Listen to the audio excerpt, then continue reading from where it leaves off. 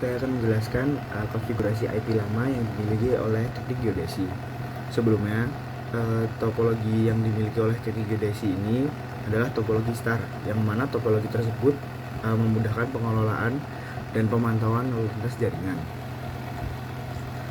VLAN yang dimiliki oleh teknik geodesi yaitu terdapat 11 VLAN. Yang pertama ada VLAN manajemen, yang kedua ada VLAN pegawai, yang ketiga ada VLAN pengajaran, yang keempat ada VLAN keuangan, yang kelima ada VLAN lab komputasi, yang keenam ada VLAN lab fotogrametri, yang ketujuh ada VLAN lab geomatika, yang kedelapan ada VLAN lab geodesi, yang kesembilan ada VLAN lab IoT, yang ke-10 ada VLAN lab BIG, dan yang terakhir ada VLAN dosen. Nah, VLAN ini memiliki kebutuhan host yang beda-beda dan alokasi IP-nya juga beda-beda. Tetapi ketersediaan host mereka sama, yaitu di angka 254. Jadi sisa IP-nya beda-beda ya, karena total host yang dimiliki adalah 254, sedangkan yang dipakai hanya sekitaran, paling banyak pun itu 80 host.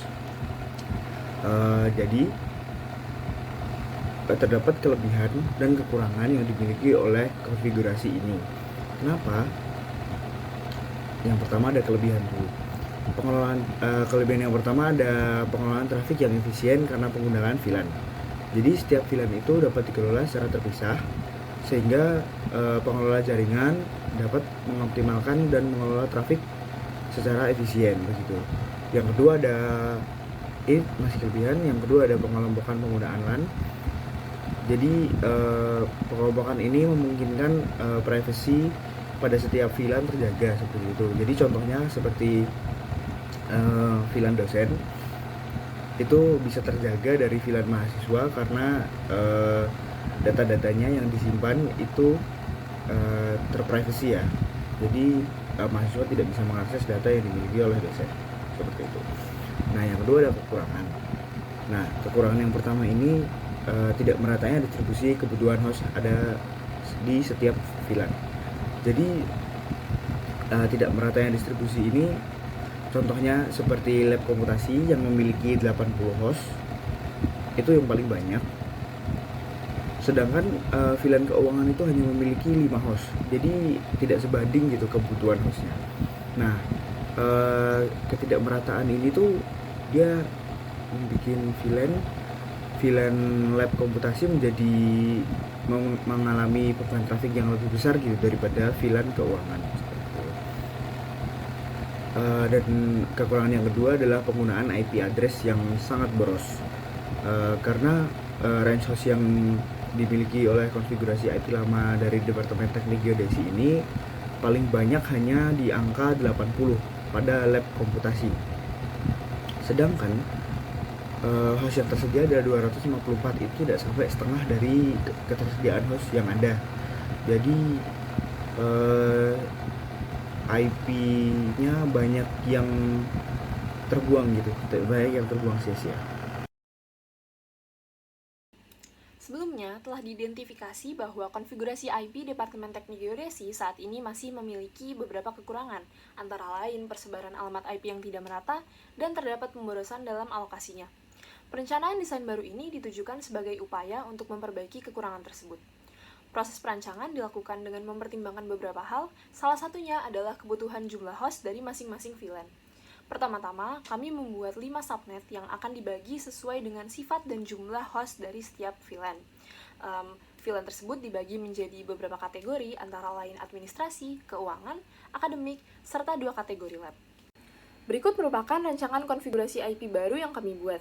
Rancangan tersebut berbasis pada 5 subnet di slide sebelumnya dan dialokasikan sesuai kategori VLAN yang sudah ada. Range IP address yang dialokasikan untuk setiap VLAN diperhitungkan berdasarkan jumlah host yang dibutuhkan oleh masing-masing VLAN tersebut. Data kebutuhan host diperoleh dari Departemen Teknik Geodesi sendiri. Sebagai contoh, lab komputasi dan fotogrametri merupakan lab berkapasitas besar yang memerlukan cukup banyak alokasi IP address. Oleh karena itu, kedua lab tersebut berbagi satu subnet yang sama untuk kemudian dibagi menjadi 2 untuk masing-masing lab komputasi dan fotogrametri. Masing-masing VLAN mendapatkan 128 address, di mana 2 address digunakan untuk network dan broadcast address, dan 124 address lainnya dapat dialokasikan untuk host.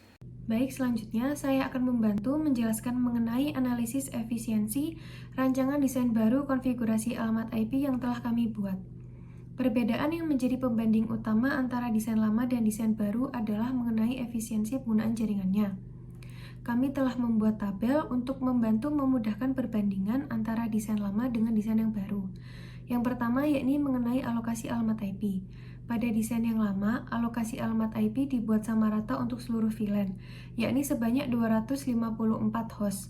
Kemudian untuk desain yang baru, alokasi alamat IP dibuat lebih sesuai dengan kebutuhan host di setiap VLAN, sehingga menghindari terjadinya pemborosan. Yang kedua yakni mengenai sisa alamat IP. Sisa alamat IP pada desain yang lama tergolong cukup banyak, sedangkan pada desain yang baru dapat dibuat menjadi lebih sedikit. Lalu, kelebihan pada desain yang lama yakni mampu menampung lebih banyak host jikalau sewaktu-waktu ada beberapa host baru yang ingin ditambahkan. Namun kekurangannya adalah tidak efisien dalam pengalokasian alamat IP karena terdapat banyak sisa host. Kemudian untuk rancangan desain yang baru memiliki kelebihan lebih efisien dalam pengalokasian alamat IP. Sedangkan kekurangannya tidak bisa menampung terlalu banyak host jikalau nantinya ingin ditambahkan beberapa host yang baru. Oleh karena itu, dapat kami simpulkan bahwa topologi jaringan dan konfigurasi alamat IP di Gedung Departemen Teknik Geodesi FTUGM dapat dikatakan sudah cukup baik dan sudah cukup terstruktur, akan tetapi dapat ditingkatkan lagi dari segi efisiensinya. Oleh karena itu, kami melakukan beberapa proses analisis dan perancangan desain baru dengan menggunakan teknik subnetting. Hasil dari proses yang kami lakukan yakni mampu mengurangi sisa host yang tidak terpakai, sehingga skalabilitas dan efisiensi jaringan dapat meningkat di Gedung Departemen Teknik Geodesi FTUGM. Berikut presentasi yang dapat kami sampaikan. Mohon maaf apabila ada kekurangan dan salah kata. Terima kasih. Wassalamualaikum warahmatullahi wabarakatuh.